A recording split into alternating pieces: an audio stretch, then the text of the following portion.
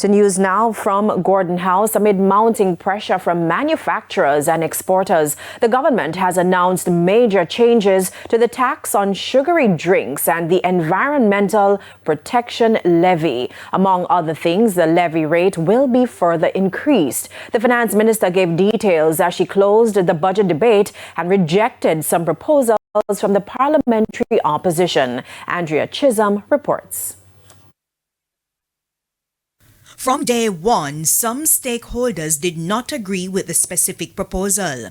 A special consumption tax of 2 cents per milliliter of sugary drink. For the government, the tax was simple, easy to verify and collect. However, stakeholders pointed out, and we agreed, that a flat volume-based tax does not vary by sugar content and therefore does not distinguish between a low sugar and a high sugar product.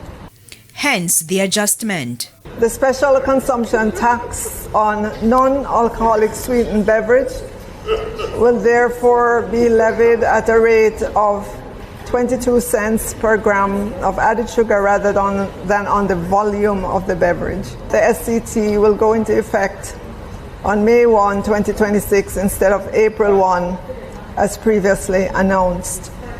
Madam Speaker, the logic of this design is simple and principled. It is the sugar that causes the harm, so it is the sugar that should be taxed. This structure creates a genuine commercial incentive for manufacturers and importers to reduce the sugar content of their products. The lower the sugar, the lower the tax.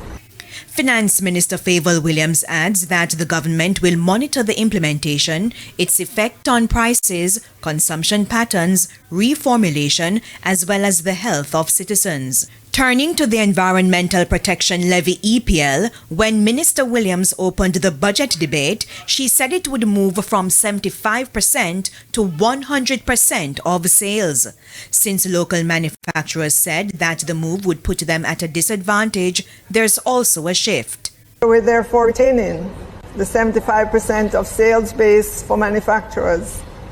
However, Madam Speaker, to maintain revenue neutrality with the retention of the 75% manufacturers base, we'll have to increase the Environmental Protection Levy rate modestly from 0.8% as previously announced to 0.85% for both manufacturers and importers. Currently, the EPL rate is 0.5%.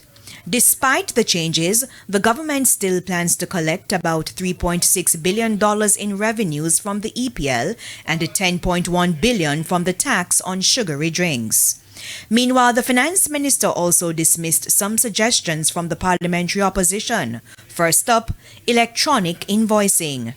He said that electric invoicing system would deliver $8.6 billion in the upcoming fiscal year. I have to ask, what can go so? There are no revenues to be earned from e-invoicing that the opposition spokesman on finance could credibly include in the budget for this upcoming fiscal year, or even the next fiscal year. Madam Speaker, it not go work. The finance minister said it would take at least 2 to 3 years to roll out electronic invoicing. And what about the digital nomad program put forward by the opposition? A special legal permit allowing remote workers from other countries to live and work in Jamaica. The proposal points in an interesting direction, but it requires considerably more work on eligibility, infrastructure, tax treatment, housing implications, health coverage, administrative design, and projected returns before it can credibly be presented as a measure capable of materially strengthening the government's revenue position for the upcoming fiscal year. She concedes, however, that the digital nomad proposal could have merit as part of the broader strategy to attract visitors.